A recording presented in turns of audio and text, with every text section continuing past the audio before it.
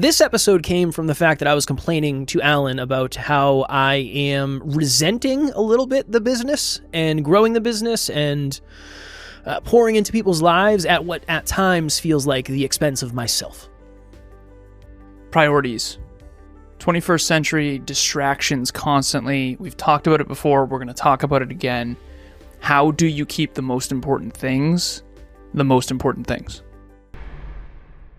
Next Level Nation today for episode number 2227. Priorities are painful. Nobody tells you that. They say get your priorities in order. They say how important it is to have the right priorities, to prioritize, all that happy jazz. But when you do, oftentimes things in that department, eventually, not in the beginning for sure, end up getting really good, potentially.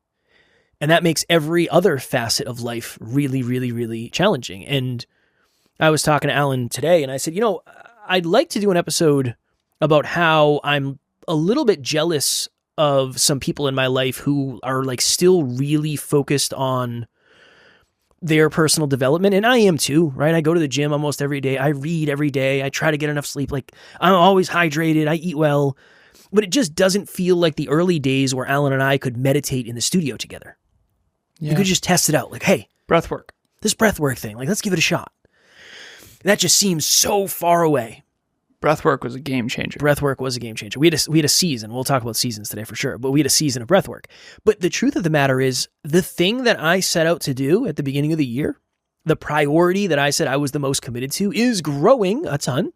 And the business is growing a ton, and I have amazing clients and more amazing clients. Awesome. It's all amazing. But it's taking up so much of the time that I had in the past. Now, you could say, well, Kev, maybe you're just not as committed to these other things. And the truth is, yes, I'm not. That is a fact. I am more committed to growing the business and putting us in a good place than I am laying down on the yoga mat and doing 15 minutes a day. I'd rather put that 15 minutes somewhere else. Will I pay a price for that? I most likely already am, even though I don't know it yet. But I think that it's trade-offs, it's seasons, and I do think it's a very gentle be careful what you wish for, because you don't necessarily know what going all in on a priority will be until you go all in on it. And then 6 months later, a year later, you start to reap the rewards of that. One of the questions that's a dominant question that I'm asking at all times is, what's the best use of my time right now? What's the best use of my time right now? What's the best use of my time right now? I've broken down this before, but I want to do it again. I would love it, Next Levelers, if you would memorize this, because I think it will help you. You don't have to do anything, but if you do memorize this, I do know that it will help you. I've memorized it. There's 168 hours in a week, 24 hours a day, 7 days a week. You have 112 waking hours if you sleep 8 on average. Dude, Emily and I have our top 5 priorities. Priority 1 is sleep. Priority 2 is fitness. Priority 3 is finance. Priority 4, which is growing the business. Priority 4 is mental health. Priority 5 is flow. And flow makes the other ones happen too, obviously. I do think, and I had a pretty healthy debate with a client recently, I said, find me something that is more important for long-term success than sleep. Try. Let's actually try to come up with something more important. And he couldn't. I think we did an episode on that recently. When you talk about seasons, when you talk about time management, when you talk about how you prioritize your days and your time, it's very hard to eliminate things that are really important to you. So I'll give you an example. We, on yesterday's episode, it dropped today, so today's episode, which is yesterday's, I said out loud to the whole listeners, the entire podcast global community, the Next Levelers, that I would be in the fitness accountability Next Level WhatsApp group every single day in 2026. There's a small piece of me. The biggest part of me is like, fuck yes. Awesome. There's a small piece of me that was that a mistake? Because 2026 is going to be a big year. CEO of the company. We're growing. We just got a new team potentially. It's all happening. am I going to be able to be in there every single day, 365 days straight? I'm going to do it. Keep the promise to myself and to the community. But you got to be careful. What's your priority going to be? Do you know what your priority is going to be in 2026? Isn't it wild? We'll be doing a New Year's episode very soon. Yeah. It's crazy. I've actually had all my clients, the ones that I've spoken to, in December. So if you're a client and I haven't had a meeting with you in December, you don't know this, but you're gonna. So every client is doing a 2025 review, high level, nothing crazy, just like how did the year go? And I want everyone to send me, and I'll actually save myself some time. If you're a client, do this, please. Send me what you want to achieve in 2026. I want to start. I'm already thinking about 2026 a ton. You can tell the team I've been messaging. What do you want to accomplish? So what is my priority in 2026? I'd like to get us an in-person studio and grow the company. That's probably the priority. Grow the company by 41% next year, which is 9% quarter over quarter, which comes to like 0.1% per day for 365 days straight. You can't miss. And 41%, growing a company by 41% sounds easy. That's like really difficult to do. It's really, really, really difficult to do. So, but then here's the thing. There's priorities underneath that. Okay, in order to grow, I call it Pareto the hell out of it.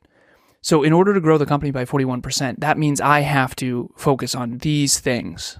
One of them is sleep. One of them is consistent focus and flow. One of them is finance. I have to track our metrics every day. Track spending, track revenue. And so to make this land for every listener out there, I've been doing this a lot with clients lately. Take out a piece of paper, or just do this in your head. On the left side of the page, put what you pay attention to most often. What are the things that you're paying attention to? And on the right side, put what you do and don't do.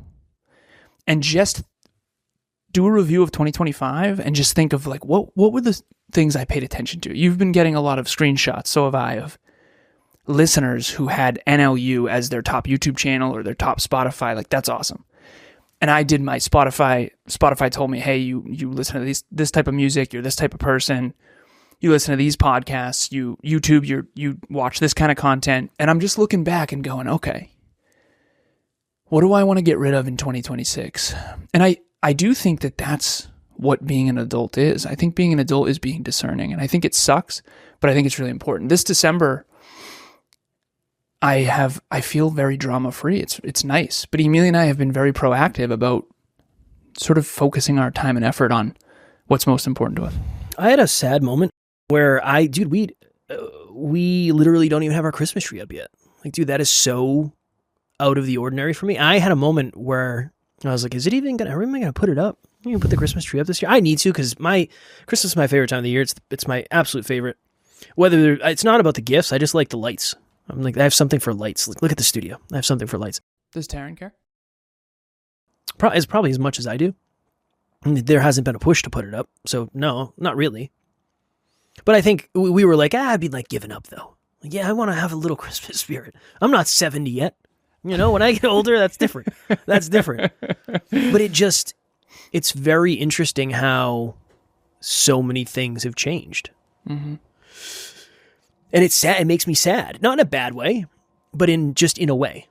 So I messaged you earlier about 2026. Yeah. And I'll keep a lot of that private, because not because I can't share it, but because it's probably irrelevant to other people. But what I will say is, where are you winning? Because I finally, I feel like I'm winning in fitness. I don't feel perfect by any means, but I definitely feel like I'm winning. But I also know that that's taken a lot of time and effort. And when you're winning in one area, you're pretty much neglecting other ones. Well, that's inevitably. Anything you're doing really well is unfortunately a result of you not doing a lot of other things really well. Yeah. Unfortunately. It's been tough to prioritize so many things simultaneously. That's got to be one of life's most difficult things. That's why I don't even know what to talk about right now. It's like, okay, you want to be healthy, wealthy, and in love. Next Level University, that's going to be a challenge forever. Because you and I can zoom into health, and there's a bunch of categories. And I could go, we'll do it quick. Okay, training. You've got HIIT training, high intensity interval training. You've got weight training. You've got steady state cardio. Okay, awesome. Now let's zoom into each of those. Okay, what do you have to do each day? And then you go, okay, nutrition. Okay, macros, micros, calories. Okay, zoom back out. Okay, hydration. Okay, how often do you hydrate? How much do you need per day? It's a full-time job. Being healthy, wealthy, and in love is 3 full-time jobs. It is. It's 3 full-time jobs. And right now, the point why we're doing this episode is because Kev has kind of decided in advance, like, for the rest of the year, I'm going to prioritize on growing the company at the expense of myself temporarily. And it's not at the expense of yourself, because obviously that pays for your lifestyle too. It's not like you're completely martyring yourself. But I do think there has to be a humble pie conversation with self of, listen, I'm not gonna be a best friend and a best pickleball partner and a best, I don't know why I landed on pickleball, and a best fitness athlete and. I think the older I get, the more I realize how little time there is to actually be great at things. Well, I think it's a hard thing to admit for a lot of people. It's like, well, no, you can be good at everything. Sure, you can be good at everything, but you're not gonna be the best at anything. Agreed. Unfortunately, I'm writing a rap. I haven't written in weeks, unfortunately, but I had it going. And it's something along the lines about of prioritization. I was writing a rap this morning. Yeah, unfortunately, I wasn't. It's something along the line. I haven't recorded it yet, so I'm in the process of writing it. So I don't even know how it's going to go yet. But it's. I mean this with all due respect. They don't write biographies about people who prioritize like. I don't remember it, but it's essentially that. Like they don't make biographies about people who are like, yeah, work balance, like work-life balance, like that. That's not. What did you used to think about that?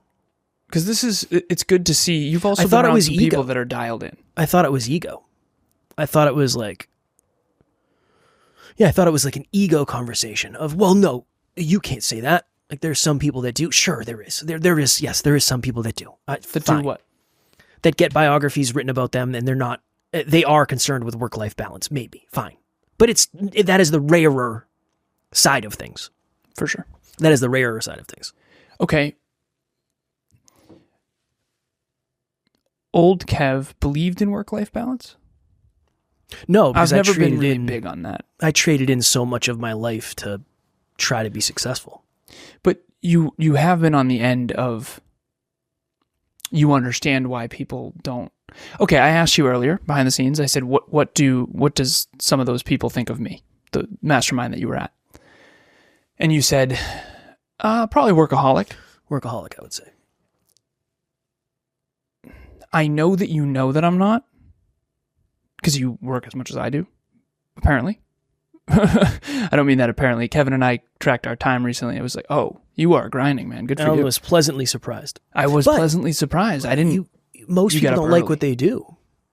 So I think work-life balance for a lot of people is I need my life to be better than my work because I hate my work. So I understand that. Yeah. I get that. But so let's talk about this. I exercise daily. That's not work. Like, so I'm not working. Workaholic implies you're addicted to work and can't have a life outside of it. Emilia and I, we do have a life outside of it. But from the outside in, I can see why it would look that way.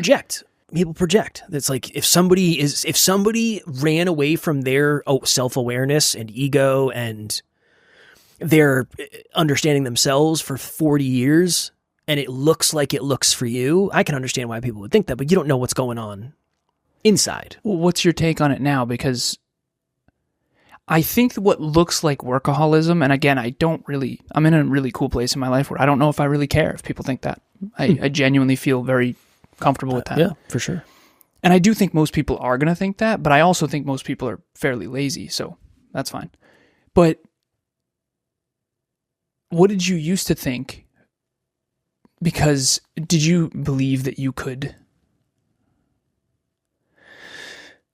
be successful, I guess I've been pretty intensely focused on things my entire life. There was always something. So it was pro gaming, semi-pro gaming for a while. It was snowboarding for a while. It was basketball for a while. It was academics for a while. I always go from thing to thing to thing, but I always have my thing. Always. Yeah. And my thing for the last 11 years has been self-improvement, personal development, this mission, personal growth, Next Level University, what's become Next Level University. And for someone who is less obsessive, for lack of better phrasing, what do you think about it now? Because what would you say to someone who wants to be really successful but is afraid of obsessiveness? You can still be successful, but you're not going to be as successful as the people who are obsessed. That. Because there is something to be said. Again, I know there's a lot of people that are like, oh, grind porn and blah, blah, blah. And it's like, I understand.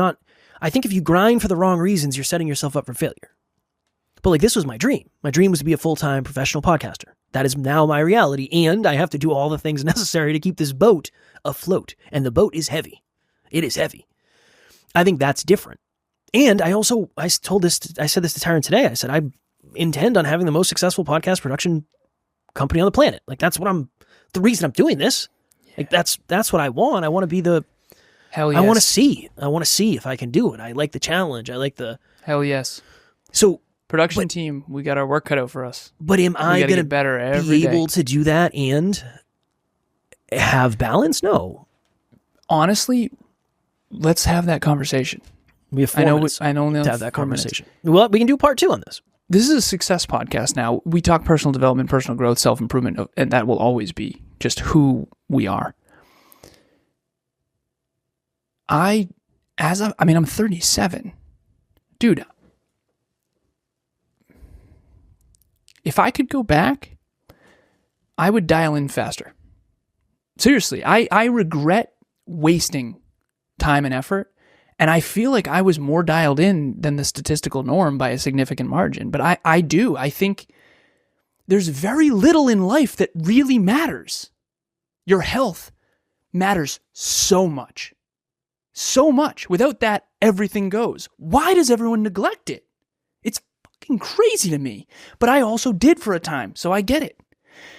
I'm never doing that shit again. No one ever in history was like, wow, I really wish I took less care of my health. Wow, I really regret spending time with the love of my life. Wow, I really regret exercising too much. Wow, I really regret reading too many books. I really regret deep, meaningful work. None of that. It's comical to even, you know what you're going to regret? Drinking, partying, nonsense, horse shit. It's called self-imposed servitude to thankless people. Self-imposed servitude to thankless people. Who here, pretending we're in an audience right now, regrets spending a lot of time with a friend who kind of sucked in hindsight? For sure. Yeah, Kev's like, for sure. Of course. I think that if nothing else comes of this episode, get rid of the nonsense. Your future self will thank you. Every time I look back, dude, year over year, I am just so grateful that Emilia and I just slowly siphoned all the horseshit, the drama. We got so much drama out of our life. And I feel like when you do that, you're free to fly. You're free to fly. Let's do part 2. We'll do part 2 episode. I don't think we talk that often about work-life balance. Somehow. I feel like we very rarely talk about it. I think harmony is a good word. And I think we've talked about it in the past, but I don't think we talk about it that much either. Probably because we're not really focused on it. I'm not, but we are though. You go to the gym, I go to the gym. It's not like, I know. You know what I mean? We kind of are pretty balanced, all things considered. It's just health, wealth, and love is in harmony. Well, I think people will look at it and say like, well, you're not taking care of you because it's motion. It's action. Are you taking care of you better than most people though? I would say so. Yeah. Yeah, it's interesting. Yeah, I would say so. And then you're in love, like you and Taryn. Like we have health, wealth, and love in harmony, so we'll have to do a part 2 for sure. But we're going to do a part 2. For anyone out there who does think that I'm an aggressive, tenacious, overly focused, obsessive workaholic, here's what I would say. Number 1, that's definitely not true. I have a wonderful life behind the scenes that is far better than it's ever been before. Number 2, I am dedicated beyond what I could possibly share with you, because it's deep, it's in here, it's in my heart, and it's in my mind. But I do think most people could dial up. Like you and I talked about earlier, we need to be the most dialed in 2026. Dial it in, dial it in, dial it in, dial it in. If you want to be around people who are dialed in, you will succeed if you do that. I will help you dial in your habits, dial in your metrics, make sure you're headed somewhere great. It's like a vacation you look forward to, except that's your life now. I feel like most people do not achieve their goals and dreams. The statistics show only 4% of people have clear written goals. It is crazy to me. Clear written goals and dreams give life meaning. And I'm not saying you got to go all the way to my end, but you got to dial up in 2026. And I have 5 spots remaining on my roster. I will dedicate my practice to making sure you are the most successful version of yourself. Boom. And if you're looking for a community to go hand in hand with one-on-one coaching, we have Next Level Nation, private Facebook group. We'll have the link in the show notes for that. As always, we love you. We appreciate you. Grateful for each and every one of you. And if you are as committed as you say you are to getting to the next level, make sure you tune in tomorrow, because we will be here every single freaking day to help you get there. Keep leveling up to your true potential. Next Level Nation.